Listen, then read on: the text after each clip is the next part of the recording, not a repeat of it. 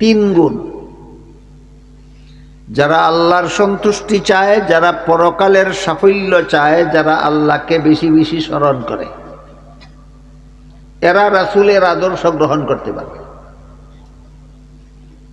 যারা আল্লাহর সন্তুষ্টি চায় না, নিজের মনের সন্তুষ্টি চায়, যারা পরকালের জীবনের সাফল্য চায় না, পরকাল বিসর্জন দিয়া দুনিয়ার জীবনের সাফল্য চায়, যারা আল্লাহকে স্মরণ করে না, আল্লাহকে ভুলে থাকে, এরা রাসূলের আদর্শ গ্রহণ করতে পারবে। এই তিন গুণ উল্লেখ করে আল্লাহ পাক রব্বুল আলামিন এখানে সত্যিকারের মুমিন মুসলমান বুঝাইছেন। সত্যিকারের মুমিন মুসলমানের গুণ তিনটা। এক নম্বর, এরা আল্লাহর সন্তুষ্টি চায়। যে কাজে আল্লাহ সন্তুষ্ট, আমি সেই কাজ করব, এতে কোনো মানুষ অসন্তুষ্ট হলে আমার কিছু আসে যায় না। এবং এরা পরকালের জীবনের সাফল্য চায়।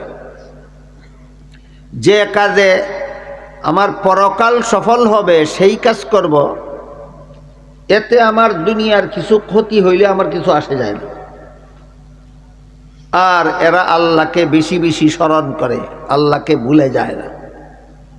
তাহলে গুণ তিনটা কার? মুমিন মুসলমানের, খাঁটি মুমিন মুসলমানের তিন গুণ। পক্ষান্তরে এর বিপরীতে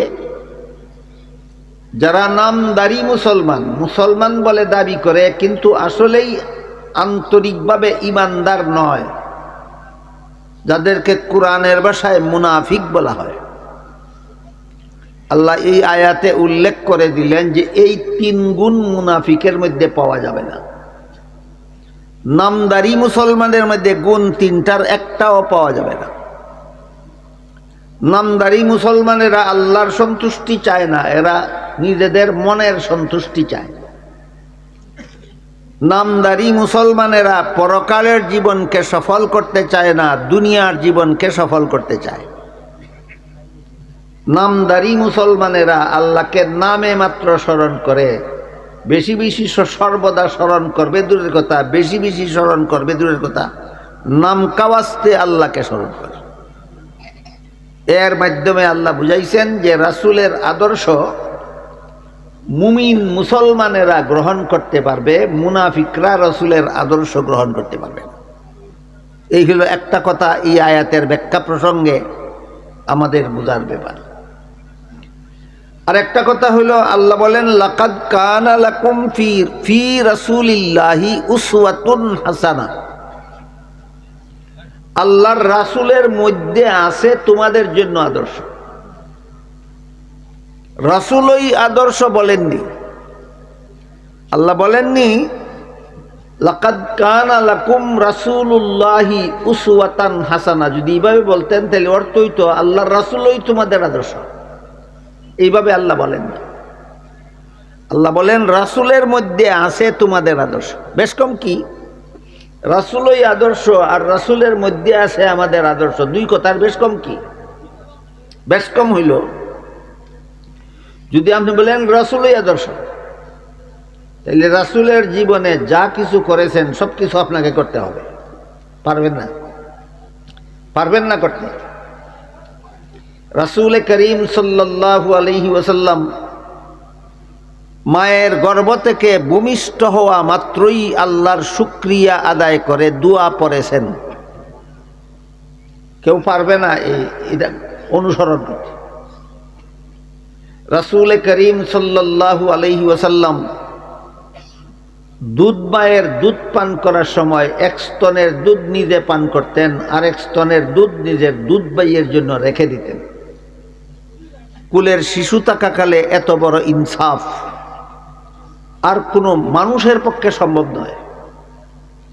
এভাবে রাসূলের জীবনে, রাসূলের জীবন ইতিহাসে বা রাসূলের সিরাতে এমন অজস্র ঘটনা আছে যেগুলি অন্য কোনো মানুষে অনুসরণ করতে পারবে না, অনুকরণ করার ক্ষমতাই রাখে না। অথবা কোনো কোনো বিষয় আছে এগুলি ইচ্ছা করলে কেউ হয়তো অনুসরণ করতে পারবে, কিন্তু তার জন্য অনুমতি নাই। যেমন রাসূল করিম সাল্লাল্লাহু আলাইহি ওয়াসাল্লাম নিজের ঘরে একত্রে 9 জন বিবি রেখেছেন। এখনো যদি কোনো একজন পুরুষে চায় বিয়া 9টা করতে, ইচ্ছা করলে পারবো? ইচ্ছা করলে পারবো, কিন্তু অনুমতি নাই। আপনারা কি জানেন, একজন পুরুষের জন্য শরীয়তের বিধান মতো 4-এর বেশি বউ রাখার অনুমতি আছে? অনুমতি নেই। তাহলে রসুল 9 জন রাখছেন, আমার জন্য অনুমতি নাই, তাহলে আমি এই ক্ষেত্রে রসুলের আদর্শ মানলাম কিভাবে? রাসূল 1 স্তনের দুধ নিজে পান করছেন, আর 1 স্তনের দুধ নিজের দুধ ভাইয়ের জন্য রেখে দিয়েছেন। আমার ক্ষমতাই নাই এই শিশুকালে এত বড় ইনসাফ করার, তাইলে এই কাজের মধ্যে এই কাজে আমি রসুলকে আদর্শ মানলাম কিভাবে? রসুল ভূমিষ্ঠ হওয়া মাত্রই শুকরিয়া আদায় করে দোয়া পড়েছেন, আমার ক্ষমতাই নাই ভূমিষ্ঠ হইয়া দোয়া পড়ার, এই কাজে রসুলকে অনুসরণ করার ক্ষমতাই নেই আমার। এইভাবে রাসূলের জীবনে অজস্র ঘটনা এমন আছে যেগুলি হয়তো কোনো মানুষের ক্ষমতাই নাই অনুসরণ করার, আর না হয় এই ঘটনা অনুসরণ ইচ্ছা করলে করতে পারে, কিন্তু তার জন্য অনুমতি নাই। কাজেই রসুলকে যদি আদর্শ বলেন, তাহলে রসুলের সব কাজের অনুসরণ করতে হবে, অনুকরণ করতে হবে। কিন্তু আল্লাহ রাসূলকে আদর্শ বলেননি, রাসূল তোমাদের আদর্শ বলেননি, বলেছেন রাসূলের মধ্যে আছে তোমাদের জন্য আদর্শ। কাজেই আমাদের এখন বোঝা দরকার, তাহলে রাসূলের মধ্যে কোন কোন জিনিস আমাদের জন্য আদর্শ।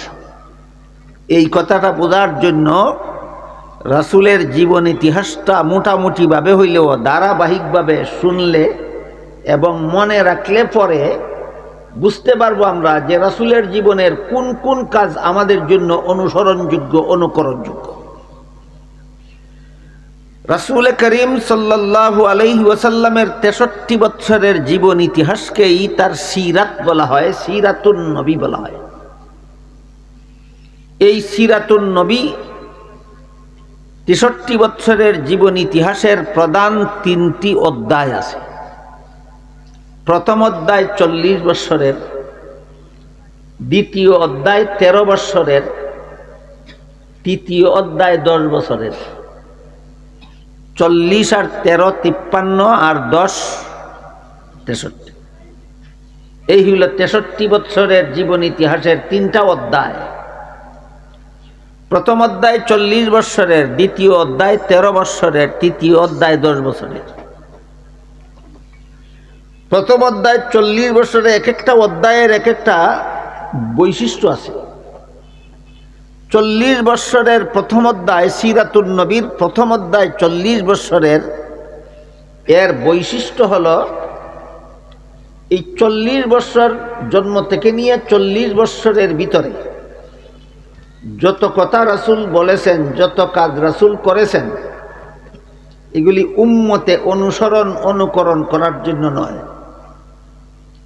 শুধু আল্লাহর পক্ষ থেকে 40টি বছর পর্যন্ত রাসূলের দ্বারা এমন কতগুলি কর্মকাণ্ড ঘটানো হয়েছে যার দ্বারা বিশ্ববাসী বুঝতে পারে যে এই ঘটনাগুলি প্রমাণ করে তিনি নবী। কাজেই সিরাতুন নবীর প্রথম অধ্যায় উম্মতের জন্য শরীয়তের দলিল নয়, নবীর জন্য নবুয়তের দলিল। এই দুইটা কথা যদিও আরবি শব্দের দ্বারা গঠিত, কিন্তু আমরা একটু বাংলায় বোঝার চেষ্টা করি। নবীর জীবনের যে অংশ উম্মতে পালন করতে হয়, এই অংশটা উম্মতের জন্য শরীয়তের দলিল হয়। নবীর জীবনের যে অংশ উম্মতে পালন করতে হয় না, বরং ওইটার দ্বারা তার নবুয়তের প্রমাণ পাওয়া যায়, এটাকে নবীর জন্য নবুয়তের দলিল বলা হয়। যেমন এই যে একটু আগে বললাম, রাসূলের গর্ভধারিণী মা ছিলেন আমেনা, আর দুধপানকারিণী মা ছিলেন হালিমা। আমেনার গর্ভ থেকে জন্ম হলেও দুধ মা হালিমার দুধ পান করেছেন। তো তো দুধমা হালিমা আমিনার ছেলেকে দুধ পান করাইতে পারতেন কি নিজের কোনো সন্তান না থাকলে? আপনারা কি মনে করেন? না, হালিমার নিজেরও একটা দুধ পানকারী শিশু ছেলে ছিল, এই জন্য তিনি নিজের ছেলেরও দুধ পান করাইতেন, আমিনার ছেলেরও দুধ পান করাইতেন। তাহলে হালিমার দুধ পানকারী শিশু হইল দুজন। এমত অবস্থায় রাসূল করিম সাল্লাল্লাহু আলাইহি ওয়াসাল্লাম কুলের শিশু থাকাকালে দুধ পান করার সময় এক স্তনের দুধ নিজে পান করতেন, আর এক স্তনের দুধ নিজে ওই শিশু দুধ বাইয়ের জন্য রেখে দিতেন। এত বড় ইনসাফ কুলের শিশু থাকাকালে করার, এই রসুলের এই কাজটা অনুসরণ করার সাধ্য কি দুনিয়ার কোনো মানুষের আছে? রাসূলের এই কাজটার অনুসরণ করার সাধ্য নাই কোনো মানুষের। কাজেই এই কাজটা উম্মতের জন্য শরীয়তের দলিল না, এটা নবীর জন্য নবুয়তের দলিল। উম্মতের জন্য শরীয়তের দলিল না মানে এই কাজ তোমার অনুসরণ করা লাগবে না। নবীর জন্য নবুয়তের দলিল মানে এর দ্বারা সাব্যস্ত হয় তিনি নবী ছিলেন, কারণ নবী ছাড়া কেউ এমন কাজ করতে পারে না। এখন দেখেন দুইটা কথার পার্থক্য আপনাদেরকে বুঝাইতে পারলাম কিনা। সিরাতুন নবীর এক অংশ হইল নবীর জন্য নবুয়তের দলিল, আর এক অংশ হইল উম্মতের জন্য শরীয়তের দলিল। জীবনের প্রথম 40 বৎসরের প্রথম অধ্যায় এটা উম্মতের জন্য শরীয়তের দলিল না, এটা নবীর জন্য নবুয়তের দলিল। যেমন আরেকটা উদাহরণ দেই শুনেন। নবীর 4 বৎসর বয়সে একদিন জিবরিল ফিরিস্তা আসলেন, নবীকে শোয়াইলেন, সিনা কাটলেন, ভিতরের অঙ্গ প্রত্যঙ্গ বাইর করিয়া দইয়া আবার ভিতরে ঢুকাইয়া জোড়া লাগাই দিলেন। কাটতে নবীর কষ্ট হইল না, জোড়া লাগাইতে সময়ও লাগলো না, সিলাইও লাগলো না, ঔষধও লাগলো না। এটা কি হাসপাতালের অপারেশন বলা যায় না কুদরতি অপারেশন? এই অপারেশনের অনুসরণ কি আমরা কেউ করতে পারবো? পারবো না। এই জন্যই আল্লাহ রাসূল তোমাদের আদর্শ বলেননি, বলেছেন রাসূলের মধ্যে আছে তোমাদের জন্য আদর্শ। রাসূল আদর্শ বললে রসুলের সকল কাজের অনুকরণ আমাদের করতে হতো। রসুলের সকল কাজের অনুকরণ করার ক্ষমতাই কোনো মানুষের নাই। এইভাবে জন্ম থেকে নিয়ে দীর্ঘ 40টি বৎসর পর্যন্ত আল্লাহ রাসূলের দ্বারা এমন অসংখ্য অগণিত ঘটনা ঘটাইছেন, প্রত্যেকটা ঘটনা প্রমাণ করে তিনি সাধারণ মানুষ না, তিনি একজন নবী। এই জন্য সিরাতুন নবীর প্রথম অধ্যায়ের 40 বৎসরের বৈশিষ্ট্য হইল এই অংশটা উম্মতের জন্য শরীয়তের দলিল নয়, এই অংশটা নবীর জন্য নবুয়তের দলিল। তিনি যে নবী ছিলেন এই কথার প্রমাণ হইল 40 বৎসর, আর পরবর্তী 23 বৎসরের জীবন ইতিহাসটা হইল উম্মতের জন্য শরীয়তের দলিল।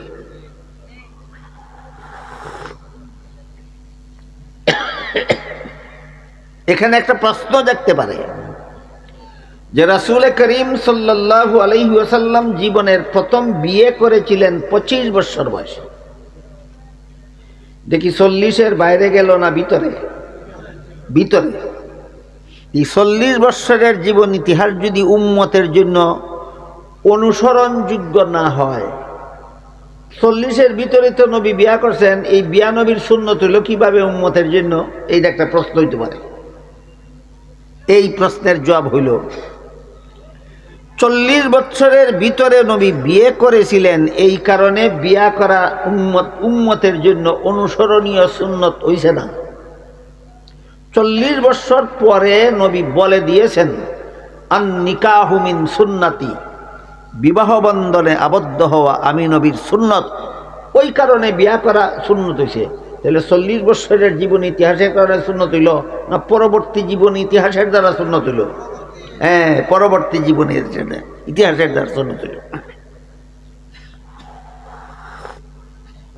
কাজেই জন্ম থেকে নিয়ে দীর্ঘ 40টি বৎসরের জীবন ইতিহাসকে আল্লাহ পাক রব্বুল আলামিন উম্মতের জন্য শরীয়তের দলিল বানাইছেন না, নবীর জন্য নবুয়তের দলিল বানাইছেন। নবুয়তের দলিল কিরকম? আরো দিয়ে একটা উদাহরণ দিলে আরো ভালোভাবে বুঝবেন। রাসূল করিম সাল্লাল্লাহু আলাইহি ওয়াসাল্লাম কুলের শিশু থাকাকালেও উলঙ্গ হয়েছেন না। কোনো মানুষের পক্ষে সম্ভব সাধ্য আছে কোনো মানুষের অবুধ শিশু থাকাকালে উলঙ্গ না হওয়ার? সাধ্য নেই। তাহলে রসুলের এই কাজের অনুসরণ অনুকরণ উম্মতে করতে পারবে না। এই জন্য আল্লাহ রাসূল তোমাদের আদর্শ বলেননি, বলেছেন রাসূলের মধ্যে আছে তোমাদের জন্য আদর্শ। আমাদের বোঝার ব্যাপার, তাহলে রাসূলের মধ্যে কোন কোন জিনিস আমাদের অনুসরণীয় অনুকরণীয় আর কোন কোন জিনিস অনুসরণীয় নয়, অনুকরণীয় নয়। প্রথম কথা হলো জীবনের প্রথম 40 বছর আমাদের জন্য অনুসরণীয় অনুকরণীয় নয়, এগুলি নবীর জন্য নবুয়তের দলিল। দ্বিতীয় কথা হলো 40 বছর পূর্ণ হওয়ার পরেও নবী এমন কিছু কাজ করেছেন যেগুলি নবীর উপযোগী, উম্মতের উপযোগী নয়। এগুলি নবীর বৈশিষ্ট্য, নবীর জন্য খাস, উম্মতে এটা করতে পারবে না, নিষেধ। এই যে কইলাম একটু আগে 9 বিবি একত্রে রেখেছে, এটা 40 বছরের ভিতরে না, 40 বছর পরে 9 বিবি একত্রে রেখেছেন। এটা 40 বছরের পরে হইলেও এই কাজ, এই ধরনের কাজও উম্মতের জন্য অনুকরণীয় নয়। কেন? এই আল্লাহর পক্ষ থেকে নিষেধ। এখানে একটা গুরুত্বপূর্ণ আলোচনা আছে, বিস্তারিতভাবে আলোচনা করার সুযোগও নাই। কেন? আজকে তো ঠান্ডা বেশি পড়ছে, আপনাদের একটু কষ্ট বেশি হবে। আর আমিও আইছি একেবারে চট্টগ্রাম থেকে, আরও অনেক দূর থেকে সফর করতে করতে সারাদিনে, সারা রাইতে সারাদিনে সফর করতে করতে আইয়া পড়ছি। আমারও জানের অবস্থা ভালো না, আপনাদেরও মনের অবস্থা এই ঠান্ডায় ভালো থাকার কথা না। এই কারণে বিস্তারিতভাবে কইবার সুযোগ নাই। আমি একটু শর্টকাটে সংক্ষেপে আমি বলার চেষ্টা করব, যদি আপনারা একটু মনোযোগে শুনেন। 9 বিবি একত্রে রাখা রসুলের জন্য বৈশিষ্ট্য হইল কেন? এক হাদিসে উল্লেখ আছে, রাসূল করিম সাল্লাল্লাহু আলাইহি ওয়াসাল্লামের শরীর মুবারকে আল্লাহ 4000 বাহাদুর পুরুষের যৌন শক্তি দান করেছিলেন। আরবি ভাষায় কয় কুওয়াতে বাহ,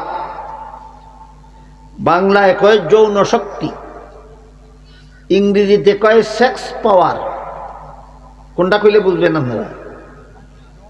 যৌন শক্তি। আল্লাহ তার রাসূলের শরীরে 4000 বাহাদুর পুরুষের যৌন শক্তি দান করেছিলেন।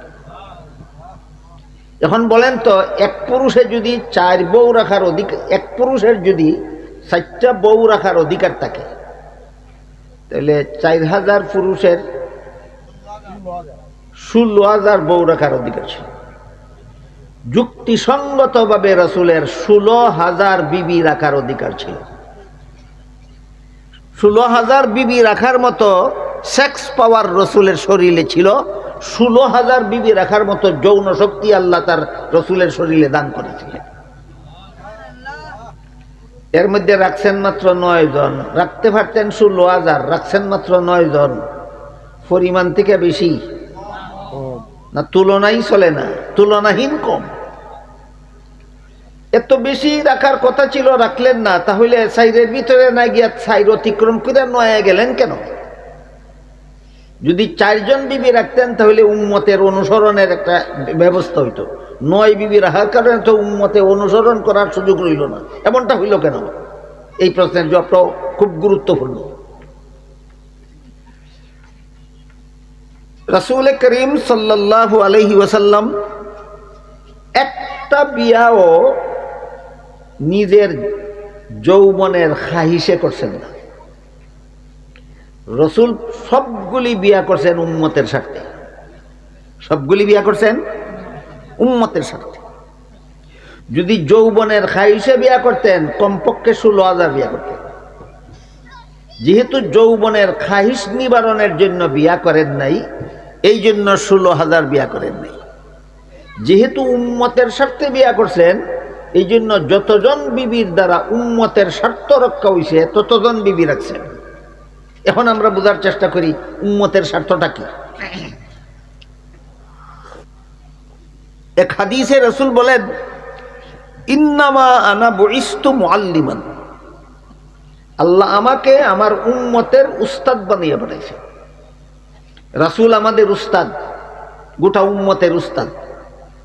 তবে সাহাবায়ে কেরামের উস্তাদ সরাসরি, আর পরবর্তী উম্মতের জন্য রসুল উস্তাদ সাহাবাগণের মাধ্যমে, বায়া মাধ্যমে। সাহাবা, রসুল গোটা উম্মতের উস্তাদ। সাহাবাদের উস্তাদ সরাসরি, আর আমাদের উস্তাদ সাহাবাদের মাধ্যমে, আমাদের উস্তাদ সাহাবাগণের মাধ্যমে। উম্মতের পুরুষদের জন্য রসুল উস্তাদ, উম্মতের নারীদের জন্য আল্লাহ রসুলকে উস্তাদ বানিয়ে পাঠিয়েছে। কিন্তু নারীদের জীবনে এমন অনেক বিষয় আশয় আছে যেগুলি কোনো পুরুষ উস্তাদের কাছে শিখতে যাওয়া লজ্জার ব্যাপার। বুঝেন কিনা আপনারা? দেখেন তো, আপনারা যারা প্রাপ্তবয়স্ক সাবালক, আপনারা যারা বয়স্ক মানুষ, আপনারা এই কথাটা বুঝেন কিনা যে নারীদের জীবনে এমন কিছু বিষয় আশয় আছে যেগুলি কোনো পুরুষ উস্তাদের কাছে শিখতে যাওয়া লজ্জার ব্যাপার। এটা বুঝেন কিনা? বুঝেন? যেমন ধরেন নারীর মাসিক ঋতুস্রাবের ব্যাপারে, কোনটা ঋতুস্রাব গণ্য হবে, কোনটা ঋতুস্রাব গণ্য হবে না, ঋতুস্রাবের সময় কি কাজ করা নিষেধ, কি কাজ করা অনুমতি আছে, কোন কাজ করা যাবে না, কোন কিভাবে পাক হবে, কিভাবে অপবিত্র হয়, এইসব কথা কি একটা মহিলা ভিন্ন একটা পুরুষের কাছে শিখতে যাওয়া কি লজ্জার ব্যাপার নয়? এরকম অনেক কথা আছে লজ্জার ব্যাপার। নারীদের জীবনে অনেক বিষয়ে শিখার মতো আছে, কিন্তু কোনো পুরুষের কাছে শিখতে যাওয়া লজ্জার ব্যাপার। এই কারণে রাসূল করিম সাল্লাল্লাহু আলাইহি ওয়াসাল্লামের একজন পুরুষ আছে নারীদের জন্য জগতে, যার কাছে কোনো কিছু শিখতে যাওয়া লজ্জা নাই। তিনি হলেন একমাত্র স্বামী। স্বামীর কাছে মহিলাদের জীবনের কোনো কিছু শিখতে লজ্জা নাই। তাই রসুলের দরকার ছিল কয়েকজন বিবিকে বিয়া করিয়া যেসব বিষয় মহিলারা সরাসরি পুরুষ রসুলের কাছে শিখতে গেলে লজ্জা হবে, এই সমস্ত বিষয় সরাসরি রসুলের কাছে না শিখে রসুলের বিবিগণের কাছে যেন শিখে দিতে পারে। রসুল শিক্ষা দিবেন তার বিবিদেরকে, আর বিবিরা শিক্ষা দিবেন নারীদেরকে। এইভাবে একদল মহিলাকে বিবি বানাইয়া রসুলের সহকারী শিক্ষিকা রূপে তৈরি করার জন্য রসুল তার ঘরে 9 জন বিবি একত্রে রেখেছিলেন। বিষয়টা কি আমি আপনাদেরকে বুঝাইতে পারলাম?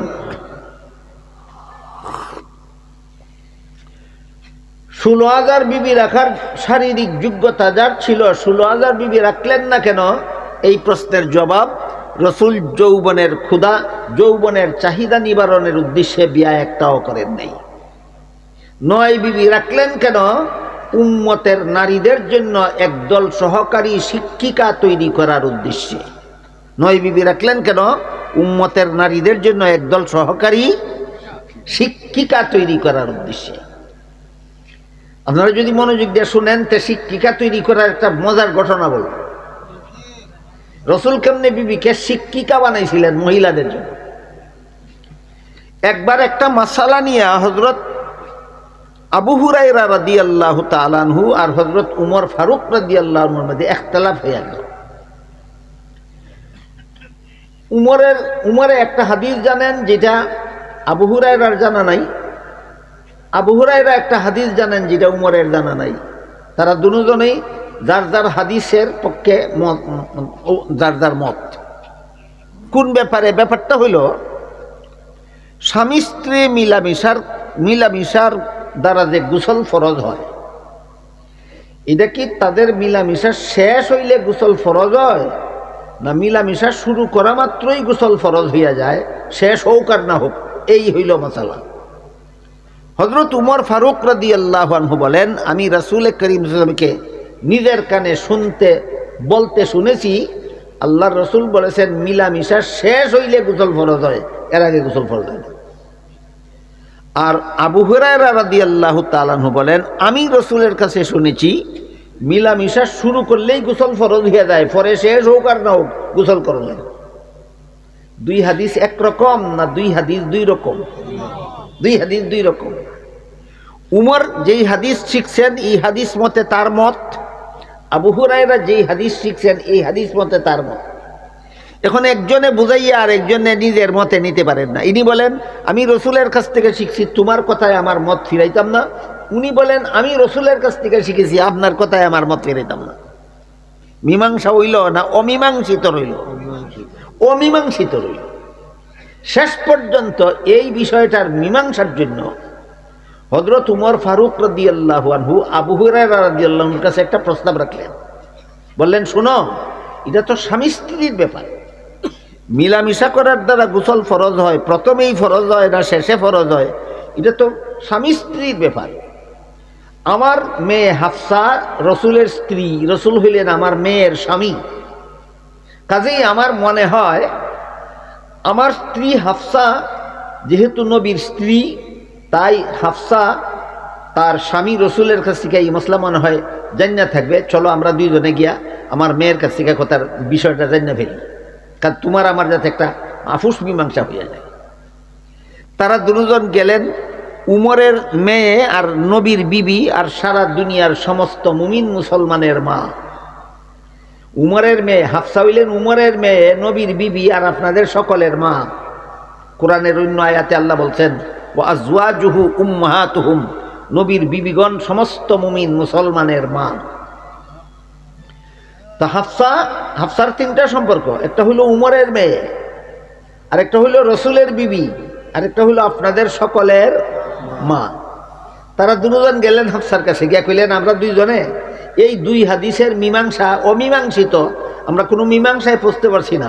তুমি যেহেতু রসুলের স্ত্রী, আমরা মনে করতেছি রসুলের কাছ থেকে তুমি এটার মীমাংসা শিক্ষা রাখছো, আমরা এই মীমাংসাটা জানো।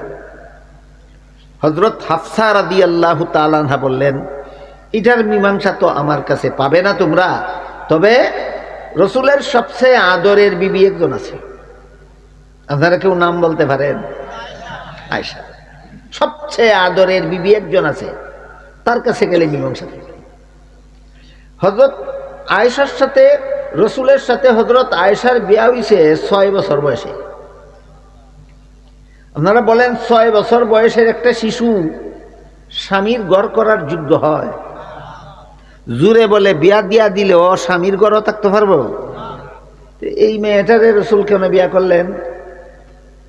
এই প্রশ্নের জবাব ততক্ষণ পর্যন্ত বুঝে আসবে না যতক্ষণ পর্যন্ত আমরা ওই কথাগুলি মনে রাখবো না যে রসুল যৌবনের চাহিদা নিবারণের জন্য একটা বিয়াও করছেন না, প্রত্যেকটা বিয়া করছেন উম্মতের স্বার্থে। ওই কথাটা যদি মাথায় থাকে না, তাহলে এই প্রশ্নের জবাব পাইবেন না খুঁজে। রসুল যৌবনের চাহিদা নিবারণের জন্য একটা বিয়াও করছেন না, সবগুলি বিয়া করেছেন উম্মতের স্বার্থে। 6 মাসের শিশু আয়েশাকে বিয়া করলেন কোন স্বার্থে? একটু পরে বুঝবেন, একটু মনোযোগ দিয়ে শুনেন, একটু পরে বুঝবেন। আর আয়েশারে অন্য বিবির থেকে বেশি মহব্বত করতেন কেন? আমি আপনারা জিগাই, ধরেন একটা কথার কথা, আপনার ঘরে যুবতী বিবি আছে আপনার 3 জন, আর 6 মাসের একটা শিশু মেয়েকেও আপনার কাছে বিয়া দেওয়া হইল, এখন সর্বমোট কজন হইল? বলেন তো, দাম্পত্য জীবনে 3 জন যুবতী বিবিরে বেশি মহব্বত করবেন না 6 মাসের শিশুটারে বেশি মহব্বত করবেন? দাম্পত্য জীবনে কি 6 মাসের শিশু মেয়ের কোনো অর্থ আছে? কোনো মহব্বত করার কোনো কারণ নাই। আপনার কাছে দূরে যদি একজনের 6 মাসের একটা মেয়ে বিয়া দেয়, এটার প্রতি তো আপনার মনের আকর্ষণই হবে না। অথচ রসুল করিম সাল্লাল্লাহু আলাইহি ওয়াসাল্লাম অন্য সকল বিবির থেকে 6 মাসের বিবি আয়েশাকে বেশি মহব্বত করতেন, কোনো কারণ নাই। এই কারণটা বোঝা দরকার। হাফসা বললেন, এই তোমরার এই 2 হাদিসের মীমাংসা আমার দ্বারা সম্ভব না, এটা একমাত্র আয়েশার দ্বারা সম্ভব হইতে পারে, আয়েশার কাছে যাও। তারা হযরত আয়েশা রাদিয়াল্লাহু তাআলা আনহার কাছে আসলেন। আয়েশা রাদিয়াল্লাহু আনহা বললেন, উমর, আপনি যে বলছেন রসুলের কাছ থেকে হাদিস শিখছেন সহবাস সমাপ্ত হইলে গোসল ফরজ হয়, এটাও রসুল বলছিলেন, ঠিকই আছে, কিন্তু এই বিধানটা ছিল কিছুদিনের জন্য, একটা মেয়াদি বিধান। আর আবু হুরায়রা আপনি যে বলছেন রসুলের কাছ থেকে শিখছেন সহবাস শুরু হওয়া মাত্রই গোসল ফরজ হইয়া যায়, এটা পরবর্তীকালীন স্থায়ী বিধান। আগে ওই হাদিসে আসিল কিছুদিনের জন্য অস্থায়ী বিধান, এটার মেয়াদ শেষ, আর এই হাদিসে আছে চিরকালের জন্য স্থায়ী বিধান। এই হাদিসের বিধান কিয়ামত পর্যন্ত বলবৎ। দুই হাদিসে বিরোধ রইল। দুই হাদিস তো দুই রকম বুঝছিলাম আমরা, উল্টা পাল্টা। এক হাদিসের দ্বারা বোঝা যায় সহবাস শেষ হইলে গোসল ফরজ হয়, আর এক হাদিসের দ্বারা বোঝা যায় সহবাস শুরু হওয়া মাত্র গোসল ফরজ হয়। কোন হাদিস মানতাম কোন হাদিস না, এটা নিয়ে আবু বকর, এবার এটা নিয়ে হজরত উমর এবং হজরত আবু হুরায়রার মধ্যে দ্বন্দ্ব, মীমাংসা হয় না, অমীমাংসিত। এই অমীমাংসিত বিষয়টা নবীর সবচেয়ে আদরের বিবি আয়েশার কাছে গিয়ে মীমাংসা হয়। আয়েশা কি পরিমাণ জ্ঞানী ছিলেন মনে করেন আপনারা? আমি এক কিতাব একটা ঘটনা পাইছি। আয়েশার সাথে রসুলের সাথে আয়েশার বিয়ার আগে একেবারে শিশু থাকাকালে রাস্তার পাশে বসে গুড়ার পুতুল দিয়া খেলাধুলা করতেছিলেন। আয়েশা রাস্তার পাশে বসে, আমাদের ছোট ছোট ছেলে মেয়েরা রাস্তার পাশে বসে দুলাবালু দিয়ে খেলে না, এরকম আয়েশা শিশুকালে বিয়ার আগে রাস্তার পাশে বসে গুড়ার পুতুল দিয়া খেলাধুলা করতেছিলেন। এই পুতুলটা যে বানাইছে আবার দুইটা ডানাও দিছে, 4টা ঠ্যাংও দিছে, 2টা ডানাও দিছে। এই সময় রাস্তা দিয়ে রসুল করিম সাল্লাল্লাহু আলাইহি ওয়াসাল্লাম যাইতেছিলেন, তখনও রসুলের সাথে আয়েশার বিয়া হইছে না। রাসূল আয়েশাকে এই গুড়ার পুতুল দিয়ে খেলাধুলা করতে দেখে জিজ্ঞাসা করলেন, ও আয়েশা, এই সময় তো রসুলের বিবি না। রসুল জিজ্ঞেস করলেন, ও আয়েশা, গুড়ার তো ডানা থাকে না, তোমার গুড়ার ডানা হইল কিভাবে? আয়েশা রাদিয়াল্লাহু আনহা জবাব দিলেন, হযরত সুলাইমান আলাইহিস সালামের গুড়ার যদি ডানা থাকতে পারে তা আমার গুড়ার ডানা থাকলে দোষ কি? কি পরিমাণ জ্ঞানী মনে করেন আপনারা? কি পরিমাণ! উম্মতের স্বার্থে শিশু 6 বছরের শিশু আয়েশাকে নবী কোন উম্মতের কোন স্বার্থে বিয়ে করেছিলেন? উম্মতের মহিলাদের জন্য একজন জগৎশ্রেষ্ঠ সহকারী শিক্ষিকা তৈরি করার জন্য। বিষয়টাকে আমি আপনাদেরকে বুঝাইতে পারলাম?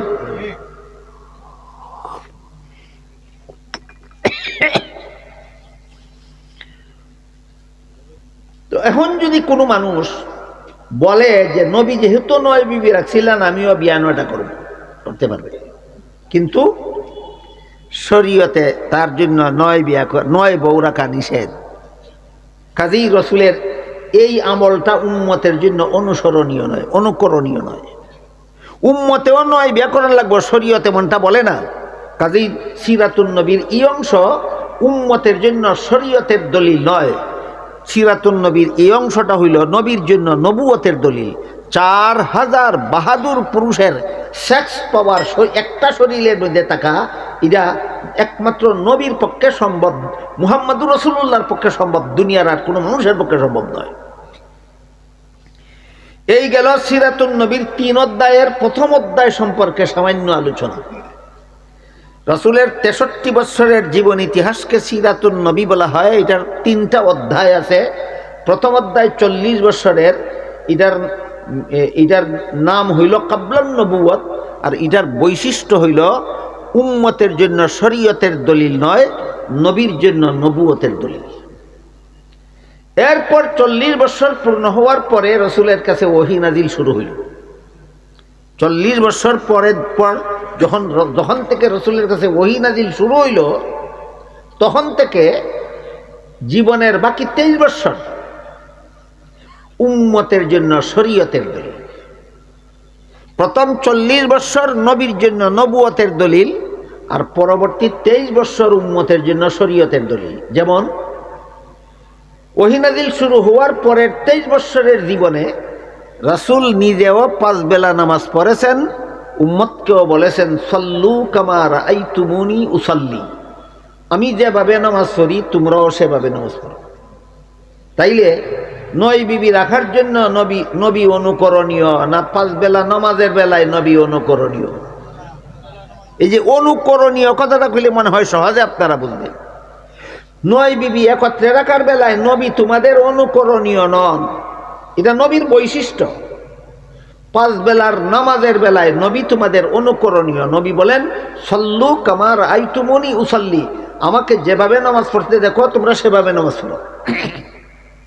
তাহলে ওহী নাজিল শুরু হওয়ার আগের 40 বছরের সিরাতুন নবী বা নবীর জীবন ইতিহাস উম্মতের অনুকরণীয় না পরবর্তী 23 বৎসরের জীবন ইতিহাস অনুকরণীয়? পরবর্তী 23 বৎসরের জীবন ইতিহাস উম্মতের জন্য অনুকরণীয়। আগের 40 বৎসরের জীবন ইতিহাস উম্মতের জন্য অনুকরণীয় নয়। তাহলে এই 40 বৎসর কোন কাজের? এটার এক কথায় জবাব হইল নবীর জন্য নবুয়তের দলিল। প্রথম 40 বৎসরের জীবন ইতিহাস উম্মতের জন্য শরীয়তের দলিল নয়, নবীর জন্য নবুয়তের দলিল। এরপর থেকে কোরআন নাযিল শুরু হওয়ার পর থেকে যে 23 বৎসরের জীবন ইতিহাস, এখানে আবার দুই অংশ। এক অংশ হইল 13 বৎসরের মক্কি জিন্দেগি, আর এক অংশ হইল 10 বৎসরের মাদানী জিন্দেগি। এই হইল সর্বমোট 23 বৎসরের জীবন ইতিহাস। প্রথম অধ্যায় 40 বৎসরের, দ্বিতীয় অধ্যায় 13 বৎসরের, এটার নাম মক্কি জিন্দেগি। তৃতীয় অধ্যায় 10 বৎসরের, এটার নাম মদনী জিন্দেগি। কাবলান নবুয়তের 40 বৎসর, মক্কি জিন্দেগির 13 বৎসর, 40 আর 13 53, আর মদনী জিন্দেগির 10 বৎসর, 53 আর 10 63। আর মদনী জিন্দেগির একটা বৈশিষ্ট্য বলে কথা শেষ করব। শুধু 40 বৎসরের প্রথম অধ্যায়ের বৈশিষ্ট্যটা এতক্ষণে বলে শেষ করলাম। সিরাতুন নবীর প্রথম অধ্যায় 40 বৎসরের এর বৈশিষ্ট্য হইল যে উম্মতের জন্য অনুসরণীয় নয়, যে নবীর জন্য নবুয়তের দলিল। 40 বৎসরের কর্মকাণ্ড উম্মতের অনুসরণ করার জন্য নয়, নবীর জন্য নবুয়তের দলিল সাব্যস্ত করার জন্য ওই ঘটনাগুলি আল্লাহ নবীর দ্বারা ঘটাইছেন। যখন থেকে ওহী নাযিল শুরু হইল, রাসূল করিম সাল্লাল্লাহু আলাইহি ওয়াসাল্লাম দুনিয়ার মানুষকে, সমাজের মানুষকে দাওয়াত দেওয়া শুরু করলেন। ইয়া আইয়ুহান নাস কুলু লা ইলাহা ইল্লাল্লাহু তুফলিহু। যেই দাওয়াত দেওয়া শুরু করলেন, সাথে সাথে দুশমনী শুরু হয়ে গেল। অথচ 40 বৎসর পর্যন্ত এরা নবীরে সবচেয়ে বেশি সম্মান করত, সবচেয়ে বেশি মর্যাদা দিত, সবচেয়ে বেশি তাজিম করত, সবচেয়ে বেশি মূল্যায়ন করত এই সমাজের লোকেরা নবীরে। যখন থেকেই কলেমার দাওয়াত দেওয়া শুরু করলেন, তখন থেকেই প্রাণের দুশ্মনে পরিণত হল। এখানে আমাদের একটা কথা জরুরি ভিত্তিতে বোঝার আছে, যে সমাজের লোকেরা কুরাইশ বংশের মূর্তি পূজারীরা দীর্ঘ 40টি বৎসর পর্যন্ত নবীকে এত সম্মান করল, দ্বীনের দাওয়াত দেওয়ার সাথে সাথে এরা জানের দুশ্মন হইল কেন? এই প্রশ্নের জবাবটা বোঝার জন্য কি পরিমাণ সম্মান করত এর একটা উদাহরণ আগে কই। একবার ওই 40 বৎসরের জীবন ইতিহাসে একবার কুরাইশ বংশের লোকেরা কাবাগরের পুরাতন দেওয়াল ভেঙে ফেলে নূতন দেওয়াল নির্মাণের কাজ শুরু করেছিল। তখন হজরে আসওয়াদ একটা কালা পাথর আছে, এটা চুম্বন করতে হয় তওয়াফ করার সময়, হাজী সাহেবেরা জানেন। এই কালা পাথরটা দেওয়ালে নিয়ে রাখার, নূতন দেওয়াল গাঁথনির সময় কালা পাথরটা নিয়ে দেওয়ালে রাখার জন্য সমস্ত সর্দারেরাই লাগছে ঝগড়া। সবাই কয় আমি নিব, আর কেউ নিতে দিতাম না। সবাই কয় আমি নেব, আর কেউকে নিতে দেব না। এই অমীমাংসিত ঝগড়াটাকে মীমাংসা করে দেওয়ার জন্য সমস্ত সর্দারেরা মিলে বিচারের দায়িত্ব দিল মুহাম্মদুর রাসূলুল্লাহর কাছে। তখনও তিনি রাসূল পরিচিত হয়েছেন না, তখনও তিনি আব্দুল্লাহর পুত্র মুহাম্মদ পরিচিত। রাসূল করিম সাল্লাল্লাহু আলাইহি ওয়াসাল্লাম নিজের গায়ের চাদরটা বিছাইয়া পাথরটা চাদরের উপরে উঠাইয়া দিলেন, আর বললেন তোমরা সবাই চতুর্দিক দিয়ে ধইরা নিয়ে যাও। সবার পক্ষেই নেওয়া হইল, কেউই বঞ্চিত হইল না। এই রকম সুবিচার তাদের জীবনে আর কোনোদিন দেখেনি। আর তাদের অমীমাংসিত ঝগড়ার মীমাংসার জন্য একমাত্র মুহাম্মদুর রাসূলুল্লাহকে তারা মনোনীত করেছিল। একমাত্র তুমি ছাড়া আমাদের ঝগড়ার মীমাংসা কেউ করতে পারবে না। এই ঘটনার দ্বারা আমরা সহজে বুঝতে পারি যে সমাজে মুহাম্মদুর রাসূলুল্লাহ ঘোষণা দেওয়ার আগে তারা হযরত মুহাম্মদ সাল্লাল্লাহু আলাইহি ওয়াসাল্লামকে কি পরিমাণ মর্যাদা দিত, সম্মান করত। এত মর্যাদা যারে দিত, এত সম্মান যারে করত, হঠাৎ করে এর জানের দুশ্মন হইল কেন? এর কারণ হইল 40 বৎসরের জীবন ইতিহাসে নবীকে কথার দ্বারা, কাজের দ্বারা, ব্যবহারের দ্বারা সম্মান করলেই হইতো, নবীর তরিকা পালন করার দরকার হইত না। আচার আচরণের দ্বারা মর্যাদা দেখাইলেই হইতো, তার পদ্ধতি অনুসরণ করতে হইতো না। কিন্তু যখন লা ইলাহা ইল্লাল্লাহর দাওয়াত আসলো, তখন নবীরে শুধু আচার ব্যবহার ভালো করলে হয় না, নবীর তরিকা অনুসরণ করা লাগে। এখন থেকে শত্রুতাবি শুরু হয়ে গেল। যতক্ষণ পর্যন্ত মুখে মুখে প্রশংসা করলে চলে ততক্ষণ পর্যন্ত সবাই নবীর গুণ গাইছে। যখন মুখে প্রশংসা করলে চলে না, তরিকা পালন করার লাগে, তখন থেকে সবাই দুশ্মন হয়ে গেছে। সুতরাং মুখের দ্বারা গুণ গাওয়া আর তরিকা পালনের বেলায় দুশ্মনী করা, এটা মুসলমানের চরিত্র নয়, এটা আবু জাহালদের চরিত্র। এই কথাটাও আমাদের বোঝা দরকার সিরাতুন নবীর ইতিহাস থেকে। এরা 40 বছর পর্যন্ত যারা এত সম্মান করলো, এত মর্যাদা দিল, 40 বছর পরে হঠাৎ করে এরা দুশ্মন হইল কেন? একমাত্র কারণ, এখন আর প্রশংসা করলে হয় না, এখন তরিকা পালন করার লাগে, তরিকা অনুসরণ করার লাগে। তাহলে 40 বছর থেকে অনুসরণীয় নবীর অনেকগুলি কাজ অনুসরণীয় সাব্যস্ত হইল গোটা উম্মতের জন্য। দুশ্মনী কি পরিমাণ করা করছে এর দুই একটা উদাহরণ আমি আপনাদের সামনে তুলে ধরি। একবার রাসূল করিম সাল্লাল্লাহু আলাইহি ওয়াসাল্লাম বাজারও গেলে বেশি লোকের সমাগম হয়, একসাথে বেশি লোককে দাওয়াত দেওয়া যায়, তাই বাজারে গিয়ে দাওয়াত দিতে লাগলেন, ইয়া আইয়ুহান নাস কুলু লা ইলাহা ইল্লাল্লাহু তুফলিহু।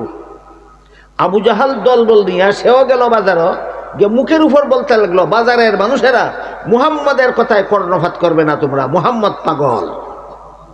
নবী দাওয়াত দিয়া যান আর হে দল বান্ধা কইয়া যায় মুহাম্মদের কথা শূন্য না, মুহাম্মদ পাগল। এর দ্বারাও যখন নবীর দাওয়াত বন্ধ করতে পারলো না, তখন আবু জাহাল দলবল দিয়া নবীর গায়ে থুক নিক্ষেপ করা শুরু করলো। এর দ্বারাও যখন ফিরাইতে পারলো না, থুকে ভিজা শরীরে মরুভূমির বালু নিক্ষেপ করতে লাগলো। বলেন তো, একটা লোকের শরীরে যদি 50 জন মানুষের থুক দেয় আর এই থুকের উঠে যদি আবার বালু মারে, লোকটার অবস্থা কেমন হয়? জুলুম নির্যাতনের একটু নমুনা আন্দাজ করেন আপনারা। এর দ্বারাও যখন ফিরাইতে পারলো না, রসুলের গলায় গামছা বেঁধে বাজারের অলিতে গলিতে টানা হেঁচড়া করল। এইরকম জুলুম নির্যাতন শুরু হইল যখন থেকে রসুল দ্বীনের দাওয়াত দেওয়া শুরু করলেন। এইরকম জুলুম নির্যাতন সহ্য কইরাও দাওয়াত চালু রাখার কারণে যে কয়েকজন মানুষ ইসলাম গ্রহণ করেছিলেন, তাদের মধ্যে একজনের নাম ছিল হযরত খাব্বাব রাদিয়াল্লাহু আনহু। খাব্বাব রাদিয়াল্লাহু আনহু কেন মুহাম্মদের দাওয়াত কবুল করলো? এই অপরাধে কুরাইশ বংশের মূর্তি পূজারীরা লোহার শলা আগুনে পুরাইয়া লাল করিয়া শরীরে চাপাইয়া ধরে রাখত। জুলুম নির্যাতনের নমুনা আন্দাজ করেন। একজন মহিলা ছিলেন এই সমস্ত নও মুসলিমদের মধ্যে, তার নাম ছিল হযরত সুমাইয়া রাদিয়াল্লাহু আনহা। আবু জেহেল নিজের হাতে বর্ষা নিয়া সুমাইয়া রাদিয়াল্লাহু আনহার লজ্জাস্থানে আঘাত করে শহীদ করেছিল। এই ধরনের জুলুম নির্যাতন চলেছিল দীর্ঘ 13টি বৎসর পর্যন্ত। এই সম্মান পাওয়ার 40 বৎসর গেল আগে, আর পরবর্তী 13 বৎসর সম্মান না শুধু নির্যাতন? শুধু নির্যাতন। নবীর উপর নির্যাতন, নবীর দাওয়াত যারা গ্রহণ করে তাদের উপর দীর্ঘ 13টি বৎসর পর্যন্ত লুম হর্ষক নির্যাতন, অবর্ণনীয় নির্যাতন চলল। আল্লাহর পক্ষ থেকে হুকুম ছিল নীরবে নির্যাতন সহ্য করো। প্রতিশোধ নেওয়া দূরের কথা, প্রতিবাদ করা দূরের কথা, কোনো আপত্তিও করবে না। তারা শুধু জুলুম করতে থাকবে আর তোমরা শুধু সহ্য করতে থাকবে, এই ছিল হুকুম। এই অবস্থায় এদিক দিয়ে এরা করে নির্যাতন, ওদিক দিয়ে আল্লাহর পক্ষ থেকে প্রতিশোধ নেওয়া তো নিষেধ, ওই প্রতিবাদ করাও নিষেধ, শুধু নীরবে সহ্য করার হুকুম। চিন্তা করে দেখেন 13 বৎসরের জিন্দেগিটা কত রকমের সুখের জিন্দেগি না, বিরাট দুঃখময় জিন্দেগি। এইটা হইল 13 বৎসরের মক্কি জিন্দেগির বৈশিষ্ট্য। 13 বৎসরের মক্কি জিন্দেগির বৈশিষ্ট্য। আগের 40 আর পরের 13-53 বৎসর বয়সে আল্লাহ হুকুম দিলেন আর নির্যাতন সহ্য করার দরকার নাই, এখান থেকে হিজরত করে আপনার সঙ্গী সাথী মুমিন মুসলমানদেরকে নিয়ে মদিনা শরীফ চলে যান। আল্লাহর হুকুমে নবীজি যারা যারা ইসলাম গ্রহণ করেছিলেন তাদেরকে নিয়ে নিজের বিষয় সম্পত্তি বাড়িঘর সব কিছু ফালাইয়া তুইয়া খালি হাত হিজরত করে মদিনা শরীফ চলে গেলেন।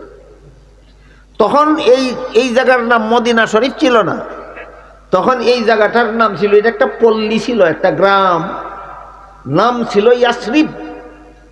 হিজরত করে রাসূল এখানে আসার পরে এরা আগের থেকেই মুসলমান হইয়া রাসূলের দাওয়াত করে আনছে। রাসূল আসার পরে রাসূলের শুভাগমন উপলক্ষে এরা সকলে সম্মিলিতভাবে পরিকল্পিতভাবে গ্রামটারে শহর বানাইল। আরবি ভাষায় শহরে কয় মদিনা, আরবি ভাষায় মদিনা শব্দের অর্থই শহর। যেহেতু রাসূলের শুভাগমন উপলক্ষে এটা পরিকল্পিতভাবে এরা গ্রামটারে শহর বানাইছে, এই জন্য এই শহরের নাম দিছে তারা মদিনাতুর রাসূল, রাসূলের শহর। আমরা সংক্ষেপে কইয়া ফেলি মদিনা, যার পূর্ণ নাম মদিনা না, এর পূর্ণ নাম হইল মদিনাতুর রাসূল, রাসূলের শহর। শুধু মদিনা কইলে যে কোনো শহর বোঝায়, আর মদিনাতুর রাসূল বলতে আমরা যেই মদিনা বুঝি ওইটা বোঝায়। তো বলেন তো, হিজরতের আগে এটা মদিনা ছিল না ইয়াসরিব ছিল? শহর ছিল না পল্লী ছিল? পল্লী ছিল। এরা মক্কা শরীফ গিয়া রসুলের কাছে ইসলাম গ্রহণ করে আইসে, আইয়া রসুলের বসবাসের পরিবেশ করিয়া রসুলকে দাওয়াত করিয়া নিয়ে আসছে। আল্লাহর হুকুমে রসুল সাহাবাদেরকে নিয়ে হিজরত করিয়া সেখানে চলে গেছেন। সেই ইয়াসরিব বা মদিনা শরীফ হইল মক্কা শরীফ থেকে 500 কিলোমিটার উত্তরে। মক্কা শরীফ থেকে ইয়াসরিব অথবা মদিনা শরীফ 500 কিলোমিটার উত্তরে। কত কিলোমিটার? 500 কিলোমিটার। কোন রকমের যানবাহন, যান্ত্রিক কোনো যানবাহন সেই যুগে ছিল না। রেলগাড়ি ছিল না, বাস ছিল না, কুচ ছিল না, ট্রাক ছিল না, হুন্ডা ছিল না, বেবি ট্যাক্সি ছিল না। হয়তো গুড়ার না হয় উট, এর ফিটে সোয়ার হইয়া যাইতে হয়, আর না হয় 500, 700, 1000 মাইল পায়ে হেঁটে যেতে হয়। চিন্তা করে দেখেন রাসূলের হিজরতটা কত সুখের ছিল। এত কষ্ট করে 53 বছর বয়সের সঙ্গী সাথী মুসলমানদেরকে নিয়ে বাড়ি ঘর বিষয় সম্পত্তি সবগুলি ছেড়ে মদিনা শরীফ চলে গেলেন। মদিনায় যারা আগের থেকে ইসলাম গ্রহণ করেছিল, রসুলকে এবং সাহাবায়ে কেরামকে আশ্রয় দিল, ওদেরকে আনসার সাহাবা বলা হয়। আর মক্কা শরীফ থেকে যারা হিজরত করে মদিনায় গেলেন তাদেরকে মুহাজিরিন বলা হয়। মুহাজির সাহাবা যারা হিজরত করে গেলেন, আর আনসার সাহাবা যারা মুহাজিরদেরকে আশ্রয় দিলেন। আশ্রয় দেওয়ার একটা উদাহরণ করি। রাসূল হুকুম দিলেন, এরা তোমাদের মেহমান, তোমরা দাওয়াত করে আনছো, তোমাদের এখানে বসবাসের সুযোগ দিবে, তোমরা মেহমান বানাই আনছো। এরা তোমাদের সাধ্য মতো এদেরকে এই সুযোগ সুবিধা দেওয়া, ব্যবহার করা। আনসার সাহাবায়ে কেরামের সম্পত্তি ভাগাভাগি করছেন। অর্ধেক সম্পত্তি নিজে রাখছেন, অর্ধেক সম্পত্তি একজন মুহাজির সাহাবীকে দিয়ে দিয়েছেন। বাড়ি ভাগাভাগি করছেন, অর্ধেক বাড়ি নিজে রাখছেন, অর্ধেক বাড়ি মুহাজির এক সাহাবীকে দিয়ে দিয়েছেন। ঘর ভাগাভাগি করছেন, অর্ধেক ঘর নিজে রাখছেন, অর্ধেকটা ঘর মুহাজির সাহাবীকে দিয়ে দিয়েছেন। একজন মুহাজিরের 2 বিবি ছিল, আর একজন আনসারের 2 বিবি ছিল, আর একজন মুহাজিরের বিবি একজনও নাই। তিনি এক বিবি তালাক দিয়া মুহাজির ভাইয়ের কাছে বিয়া দিয়ে দিলেন। এমনই আনসার নাম পড়ছেন আল্লাহ কোরআনে, এদেরকে আনসার বলে নাম রেখেছেন। আল্লাহ বলেন, আস-সাবিকুনাল আউয়ালুনা মিনাল মুহাজিরিন ওয়াল আনসার ওয়াল্লাযীনা ইত্তাবাউহুম বিইহসান রাদিয়াল্লাহু আনহুম ওয়া রাদু আনহু। আনসার সাহাবায়ে কেরাম, মুহাজির সাহাবায়ে কেরাম, আর যত সাহাবায়ে কেরাম আছেন, সমস্ত সাহাবাগণ সর্বমোট 3 প্রকার: মুহাজির সাহাবায়ে কেরাম, আনসার সাহাবায়ে কেরাম, আর অন্যান্য সাহাবায়ে কেরাম। কত প্রকার হইল? 3 প্রকার। 3 প্রকার সাহাবায়ে কেরামের উল্লেখ করে আল্লাহ কোরআনে বলেন, রাদিয়াল্লাহু আনহুম, আল্লাহ তাদের প্রতি চিরকালের জন্য সন্তুষ্ট। বলেন নবীর সমস্ত সাহাবাগণের প্রতি আল্লাহ কি? কতদিনের জন্য? এখন বলেন, যাদের প্রতি আল্লাহ চিরকালের জন্য সন্তুষ্ট, তাদেরকে যদি আপনি নিন্দাবাদ করেন, লাভ ক্ষতি কার? নিজের মাথা দিয়া পাথরে টক্কর দিতে থাকলে যেমন ভাবে পাথরের কোনো লস নাই, মাথাই ধ্বংস হয়ে যাবে, ঠিক তেমনি ভাবে আল্লাহ যাদের প্রতি চিরকালের জন্য সন্তুষ্ট, তাদের নিন্দাবাদ করলে তাদের কোনো ক্ষতি নাই, নিন্দাবাদকারী ধ্বংস হয়ে যাবে। এই জন্য হাদিস শরীফে রাসূল করিম সাল্লাল্লাহু আলাইহি ওয়াসাল্লাম বলেন, ইযা রাআইতুমুল্লাযীনা ইয়াসুব্বুনা আসহাবী ফাকুলু লানাতুল্লাহি আলা শাররিকুম। আমার সাহাবাগণকে যদি কেউ নিন্দাবাদ করতে দেখো তোমরা, তাহলে বলে দিও আমার সাহাবাদেরকে যারা নিন্দা করবে তাদের উপর আল্লাহর লানত পড়বে। আগের বছর হিজরত করে রসুল মদিনা শরীফ গেলেন, পরের বছরই আবু জাহাল 950 অস্ত্রসজ্জিত সন্ত্রাসী নিয়ে মদিনায় রানা হইল। ওইখানে গিয়ে জুলুম নির্যাতন করত। আগে তো বাড়ি ঘরে জুলুম নির্যাতন করতো, এখন বিদেশ গিয়ে জুলুম নির্যাতন করত। এইবার আল্লাহ পাক রব্বুল আলামিন হুকুম দিলেন, আর সন্ত্রাসীদের হামলা নীরবে সহ্য করা নয়, এবার বিশ্ববাসীকে একটা সন্ত্রাসমুক্ত পৃথিবী উপহার দিতে হবে আপনার। আর সন্ত্রাসমুক্ত পৃথিবী গড়ার একমাত্র অপারেশনের নাম হলো জেহাদ। জেহাদ সন্ত্রাস দমনের সফল ব্যবস্থা। আমাদের বর্তমান দুনিয়াতে ইসলামের জেহাদ বিধানকে ইহুদি খ্রিস্টানেরা সন্ত্রাস নামে আখ্যায়িত করে। আর মুসলমান সমাজের ভিতরে আছে কিছু ইহুদি খ্রিস্টানের দালাল, এরাও তুতার বুলির মতো ইহুদি খ্রিস্টানের শিক্ষা দেওয়া কথাটা জেহাদরে সন্ত্রাস সন্ত্রাস সন্ত্রাস সন্ত্রাস বলতে থাকে। 10 বৎসরের মদনী জিন্দিগিতে আল্লাহর পক্ষ থেকে জেহাদ ফরজ করা হয়। ফরজ, জেহাদ ফরজ, জেহাদ ফরজ করা হয়েছে। যখন আবু জাহাল 950 সন্ত্রাসী নিয়ে মদিনায় হামলা করার জন্য রওনা হইয়া গেল, আল্লাহ হুকুম দিলেন আর নীরবে নির্যাতন সহ্য করা নয়, নির্যাতন বন্ধ করার ব্যবস্থা গ্রহণ করুন, জেহাদের জন্য বের হয়ে পড়ুন। রাসূল মাত্র 313 জন প্রায় নিরস্ত্র সাহাবায়ে কেরামকে নিয়ে মদিনা থেকে বাইর হইয়া গেলেন। বদর নামক প্রান্তরে উভয় পক্ষ মুখোমুখি হইল। মক্কা থেকে আইসে আবু জাহাল 950 অস্ত্রসজ্জিত সন্ত্রাসী নিয়া, আর মদিনার থেকে রসুল বলেছেন মাত্র 313 জন নিরীহ মুসলমান নিয়া মোকাবেলা হইল। 70টা সন্ত্রাসী নিহত হইল, 70টা মুসলমানদের হাতে বন্দী হইল, আর বাকিগুলি পলাইয়া যান বাঁচাইল। এখন এখানে একটা প্রশ্ন আছে। 13 বৎসরের মক্কি জিন্দিগিতে আল্লাহ হুকুম দিলেন তারা নির্যাতন করবো, তোমরা প্রতিশোধ নিতে যেও না, প্রতিবাদ করো না, নীরবে সহ্য করো। আর মদিনায় আসার পরে যখন ওই হামলা করার জন্য রওনা হইল, তখন ওই জেহাদের জন্য হুকুম দিলেন। 13 বৎসরের মক্কি জিন্দিগিতে জুলুম নির্যাতন সহ্য করাইলেন, জেহাদের হুকুম দিলেন না কেন? 10 বৎসরের মাদানী জিন্দিগিতে জেহাদের হুকুম দিলেন কেন? প্রশ্ন বুঝলেন কিনা? জবাব হইল, জেহাদ ফরজ হয় মুসলমান সরকারের উপর। জেহাদ ফরজ হয় মুসলমান সরকারের উপর। যদি পৃথিবীর কোথাও কোনো মুসলমান অন্যায়ভাবে অমুসলিম দ্বারা নির্যাতিত হয়, তখন আশপাশের মুসলমান দেশের সরকারদের উপর জেহাদ ফরজ হয়। অথবা মুসলমানদেরকে নির্যাতন করে না, কিন্তু ইসলাম ধর্মের কুৎসা রচনা করে, ইসলাম ধর্মের বদনাম কয়, বাতিল ধর্মকে প্রাধান্য দিতে চায়, তখনও জেহাদ ফরজ হয়। এই দুই কারণে মুসলমানদের জন্য জেহাদ ফরজ হয়, কিন্তু জেহাদ ফরজ হয় সরকারের উপর। এবার বলেন, 13 বৎসরের মক্কি জিন্দিগিতে না মুসলমানদের কোনো রাষ্ট্র ছিল, না মুসলমানদের কোনো সরকার ছিল। 13 বৎসরের মক্কি জিন্দিগিতে মুসলমানের কোনো সরকারও ছিল না, মুসলমানের কোনো রাষ্ট্রও ছিল না, মুসলমানের কোনো সরকারও ছিল না।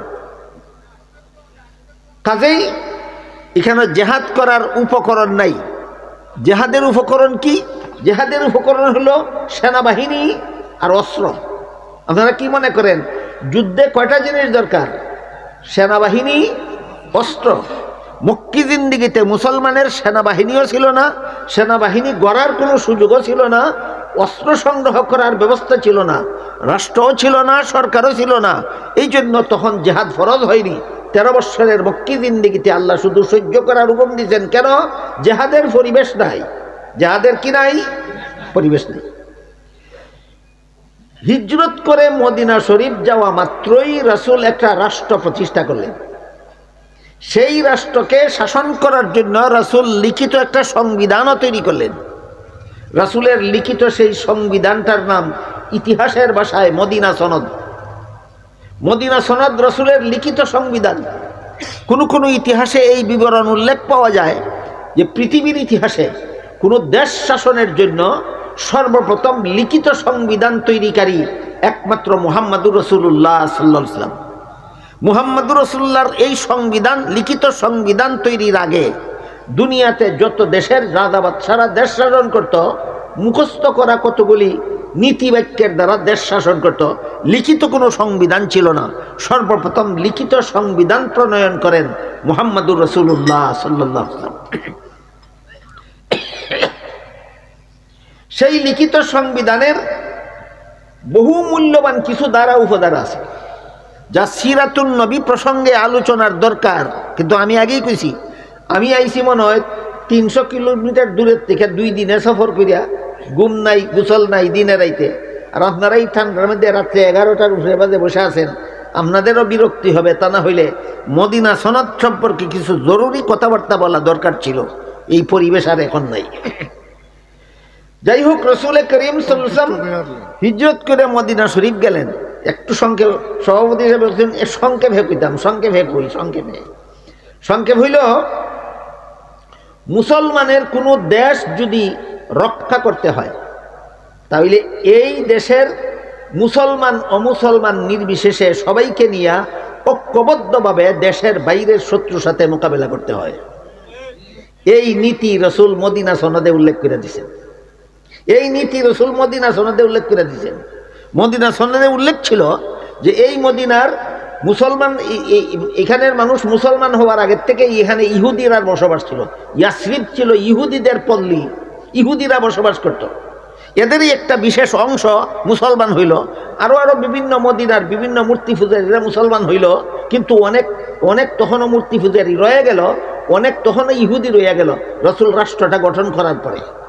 তাই মদিনা সনদে রাসূল উল্লেখ করলেন যে আমরা এই দেশে বসবাসকারী মুসলমান অমুসলমান সবাই একই দেশের বাসিন্দা। এই যে মদিনা সনদের দ্বারা আমরা এই দেশে মুসলমান অমুসলমান নির্বিশেষে সবাই আমরা একই দেশের বাসিন্দা। সুতরাং আমাদের দেশকে রক্ষা করা, আমাদের দেশের উন্নয়নের কাজ করা মুসলমান অমুসলমান নির্বিশেষে সকলের দায়িত্ব। তবে মুসলমান ইসলাম ধর্ম পালন করবে, ইহুদিরা তাদের বাধা দিতে পারবে না, মূর্তি পূজারীরা তাদের বাধা দিতে পারবে না। ইহুদিরা ইহুদিদের ধর্ম পালন করবে, মুসলমানেরা তাদের ধর্ম পালনে বাধা দিবে না। মূর্তি পূজারীরা মূর্তি পূজা করবে, কেউ তাদেরকে বাধা দিবে না। ধর্ম পালনের বেলায় যার যার ধর্ম স্বাধীন, কিন্তু দেশ রক্ষার বেলায় সবাই এক। এটারে কয় দেশ রক্ষার ঐক্য। এটারে কি কয়? এটারে কয় দেশ রক্ষার ঐক্য। দেশ রক্ষার ঐক্যের মূলনীতি রাসূল করিম সাল্লাল্লাহু আলাইহি ওয়াসাল্লাম ঐতিহাসিক মদিনা সনদে উল্লেখ করে দিয়েছেন। আরো মজার ধারা শুনেন, সেই মদিনা সনদে উল্লেখ ছিল যেহেতু ইহুদি এবং মুসলমান আমরা সবাই এক দেশের বাসিন্দা, কাজেই বাইরের কোনো শত্রু যদি মদিনার মুসলমানদের উপর হামলা করে তাইলে ইহুদিরাও মুসলমানের পক্ষ হয়ে বাইরের শত্রুর মোকাবেলা করতে হবে। আর বাইরের কোনো শত্রু যদি মদিনার ইহুদিদের উপর হামলা করে তাহলে মদিনার মুসলমানরা ইহুদির পক্ষ হয়ে বাইরের শত্রুর মোকাবেলা করতে হবে। ধারাগুলি বুঝে থাকতে বলুন তো, দেশ রক্ষার ঐক্য শুধু মুসলমানে হয় না দেশের সমস্ত বাসিন্দাদের সমন্বয়ে হয়? দেশ যদি কেউ দেশকে ধ্বংস করে দেওয়ার চক্রান্ত যদি কেউ করে, দেশের অনিষ্ট সাধনের চক্রান্ত যদি কেউ করে, দেশকে কোনো বিদেশির হাতে বিক্রি করার চক্রান্ত যদি কেউ করে, দেশকে যদি বিদেশের গোলাম বানানোর চক্রান্ত কেউ করে, তাহলে এই দেশকে রক্ষা করার জন্য শুধু মুসলমানের দায়িত্ব নয়, এই দেশের সমস্ত বৈধ নাগরিক, মুসলমান হোক, হিন্দু হোক, বৌদ্ধ হোক, খ্রিস্টান হোক, যারা যারা এই দেশের বৈধ নাগরিক সবাই ঐক্যবদ্ধভাবে এই দেশ রক্ষার জন্য বাহিরের শত্রুর মোকাবেলা করা। এটা মদিনা সনদের শিক্ষা। তাইলে মদিনা সনদে একটা মহামূল্যবান শিক্ষা আমরা পাইলাম যে দেশ রক্ষার ঐক্য শুধু মুসলমানে হয় না, দেশ রক্ষার ঐক্য দেশের সমস্ত বাসিন্দাদের সমন্বয়ে হয়, এরা মুসলমান হোক আর মুসলমান হোক। ইসলামী ঐক্য এটা আরেক জিনিস, ইসলামী ঐক্য আরেক জিনিস। ইসলামী ঐক্য হলো শুধু ইসলাম রক্ষার জন্য ঐক্য। একটা হলো দেশ রক্ষার জন্য ঐক্যবদ্ধ হওয়া, আর একটা হলো ইসলাম রক্ষা করার জন্য ঐক্যবদ্ধ হওয়া। দেশ রক্ষার জন্য যে ঐক্যবদ্ধ হবে, যে মুসলমান ও মুসলমান নির্বিশেষে সবাই ঐক্যবদ্ধ হতে হবে। তবে একটা কথা মনে রাখতে হবে, দেশ দরদি হতে হবে। মুসলমানই হোক আর অমুসলমান হোক, দেশ রক্ষার ঐক্য ওই সমস্ত নাগরিকদেরকে নিয়ে হবে যারা দেশ দরদি হবে। দেশ দরদি মানে দেশের ক্ষতি সহ্য করতে পারে না, দেশের উন্নয়নমূলক কাজে সাধ্যমতো সহযোগিতা করে। কেউ যদি দেশের ক্ষতি করে তার মোকাবিলার জন্য প্রস্তুত থাকে, এই সমস্ত মানুষের দেশ দরদি করে। যদি কোনো মুসলমানও দেশ দরদি হইয়া বিদেশের দালালি করে, এই মুসলমানকে নিয়েও দেশ রক্ষা রক্ষা করা যাবে না। কোনো হিন্দুও যদি দেশ দরদি হয়, বাইরের শত্রুর মোকাবেলার জন্য প্রস্তুত থাকে, ওই হিন্দুকে নিয়েও দেশ রক্ষা রক্ষা হতে পারে। কোনো মুসলমান যদি দেশের শত্রু হয়, এই মুসলমানকে নিয়েও দেশ রক্ষা রক্ষা হতে পারে না। তাহলে দেশ রক্ষা রক্ষাটা কি আপনার বুঝাইতে পারলাম? দেশ রক্ষা রক্ষার জন্য দেশ দরদি হওয়া লাগবে। কোন ধর্মাবলম্বী সেটা দেখার ব্যাপার নয়, কিন্তু ইসলামী ঐক্যের জন্য ইসলাম দরদি হতে হবে। কোন দেশের বাসিন্দা সেটা দেখার ব্যাপার নয়। পার্থক্যটা বুঝাইতে পারলাম? ঐক্য দুই রকম আছে, একটা দেশ রক্ষার ঐক্য, একটা ইসলাম রক্ষার ঐক্য। দেশ রক্ষার ঐক্য সবাইকে নিয়ে হয়, একটা শর্ত দেশ দরদি হতে হবে। ইসলাম রক্ষার ঐক্য শুধু মুসলমানকে নিয়ে হয়, একটা মাত্র শর্ত ইসলাম দরদি হতে হবে। এসব কথা তফসিরের কিতাবে লেখা আছে, আলোচনা হয় না। কেন হয় না? তফসিরে যদি এসব কথা আলোচনা হয়, অনেকে খুব তফসিরের নামে রাজনীতি করতেছে, এই ডরাইয়াও অনেকে কয় না। তাহলে এটা তফসিলের নামে রাজনীতি কি তফসিলের বাইরের কোনো জিনিস? রাসূল রাষ্ট্র প্রতিষ্ঠা করছেন না, 10 বছর দেশ শাসন করছেন না, রাজনীতি আর কোন গুড়ার দিবেন না?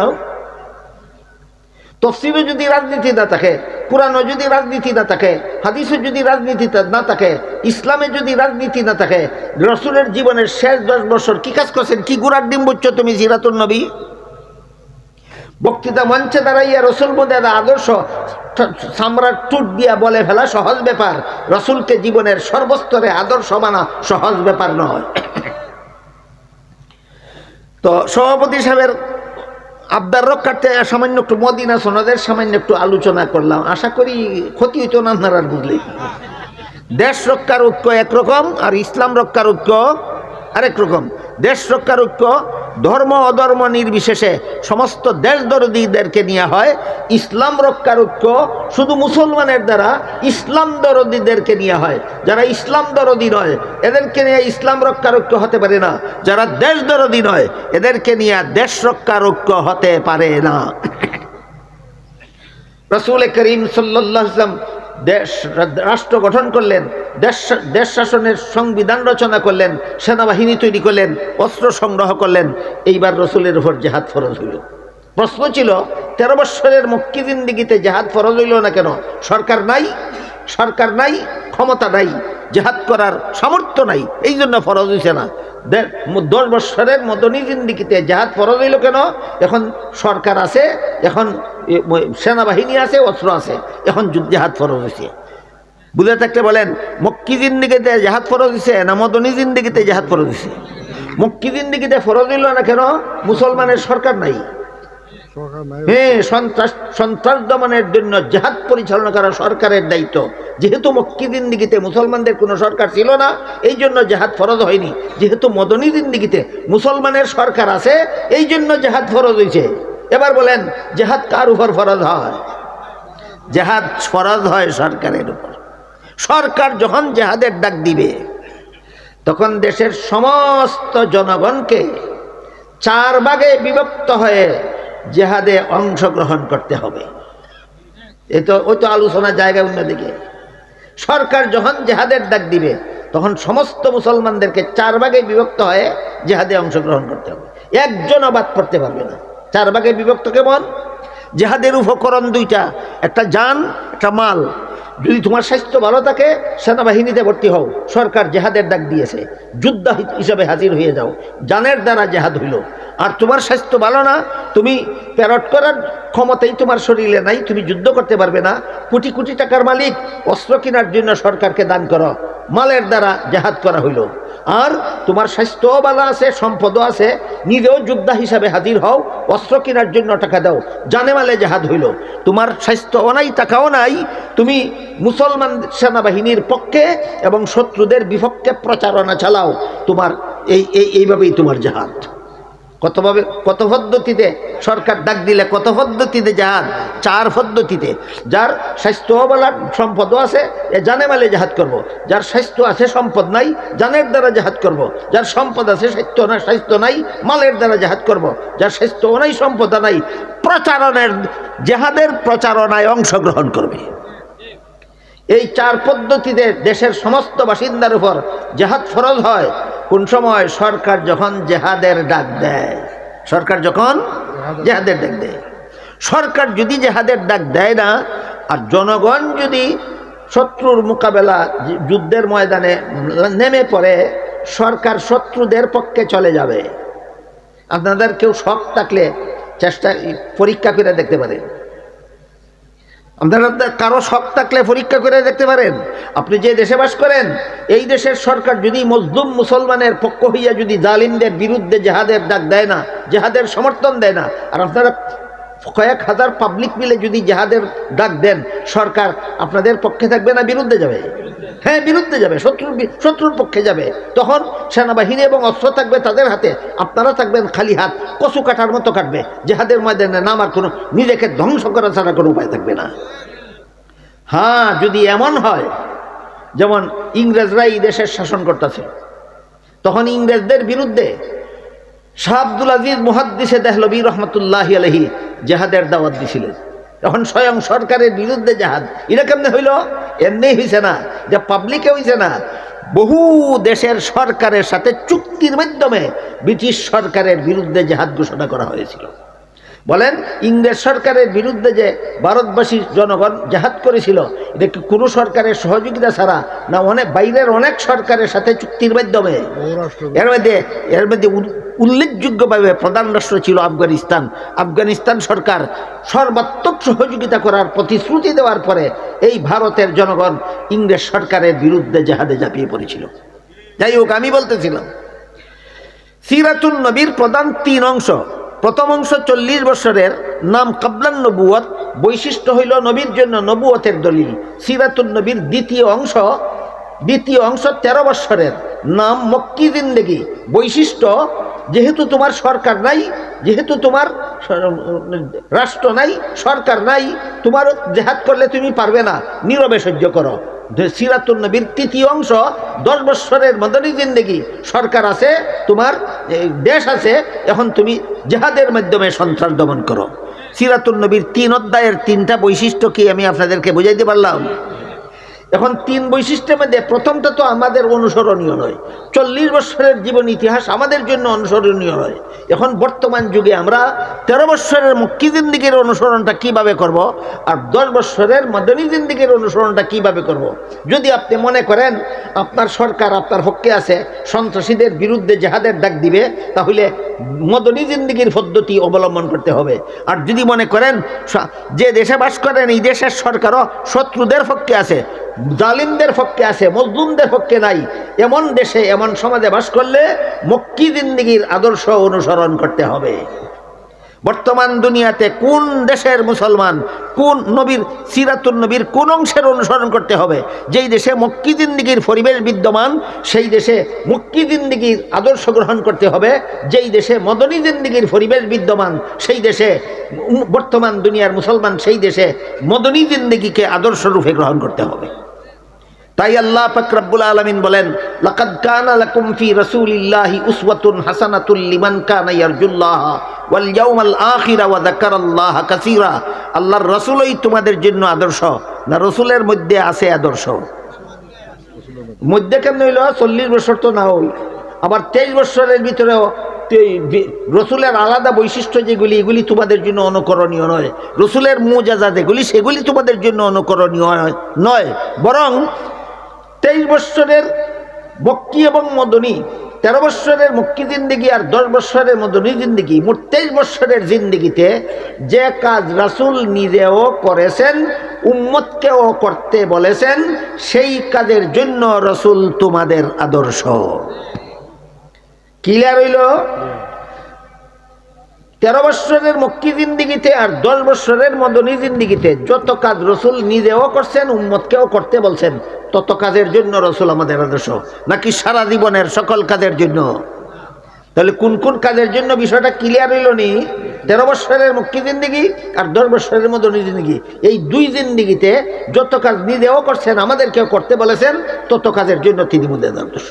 যেমন 13 বৎসরের মক্কি জিন্দিগিতে 5 বেলার নামাজ নিজেও পড়ছেন, আমাদেরকেও পড়তে বলেছেন, নামাজের জন্য নবী মুদের আদর্শ। 10 বৎসরের মদনী জিন্দিগিতে রমজান শরীফের রোজা রাসূল নিজেও রাখছেন, আমাদেরকেও রাখতে বলেছেন। সুতরাং রমজানের রোজার জন্য নবী মুদের আদর্শ। নবী বলেন, ইন্নাল্লাহা ফারাদা সিয়ামা রমাদান আলাইকুম ওয়া সানানতু লাকুম কিয়ামাহু ফামান সামাহু ওয়া কামাহু ঈমানান ওয়া ইহতিসাবান খারাজা মিন যুনুবিহি কায়াউমিন ওয়ালাদাতু উম্মুহু আও কামা ক্বালা আলাইহিস সালাতু ওয়াস সালাম। রাসূল বলেন, নিশ্চয়ই আল্লাহ রমজান মাসের দিনের বেলায় রোজা রাখা তোমাদের জন্য ফরজ করেছেন, আর রাতের বেলায় তারাবিহের নামাজ পড়া আমি রাসূল তোমাদের জন্য সুন্নত করেছি।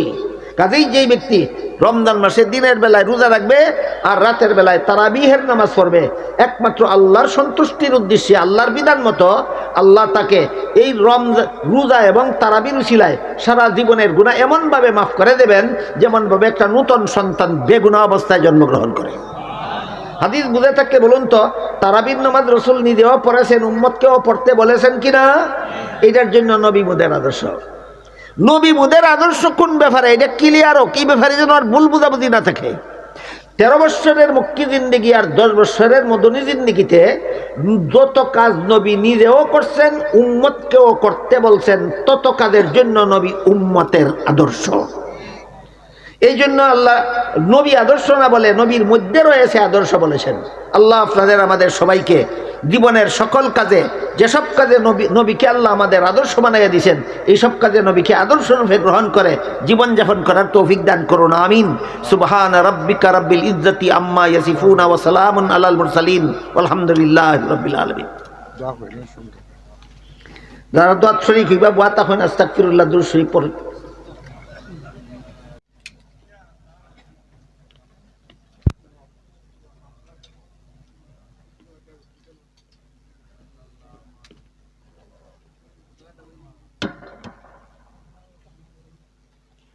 اللهم صل على سيدنا ونبينا مولانا محمد وعلى بهذا وما كنا لنهتدي لولا أن هدانا الله ربنا ظلمنا أنفسنا وإن لم تغفر لنا وترحمنا لنكونن من الخاسرين ربنا آتنا في الدنيا حسنة وفي الآخرة حسنة وقنا عذاب النار يا الله এই মুবারক তাফসীরুল কুরআন সম্মেলন রে কবুল আর মঞ্জুর করো।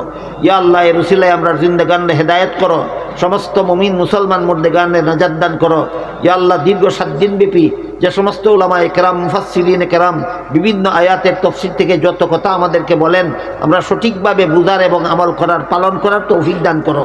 ইয়া আল্লাহ, আমার কাছে যারা যত রকমের দোয়ার দরখাস্ত করছেন প্রত্যেকের নেক দোয়ারে কবুল মঞ্জুর করো। ইয়া আল্লাহ, যারা যত আশা নিয়ে হাত উঠাইছি প্রত্যেকের নেক বাসনারে কবুল আর মঞ্জুর করো।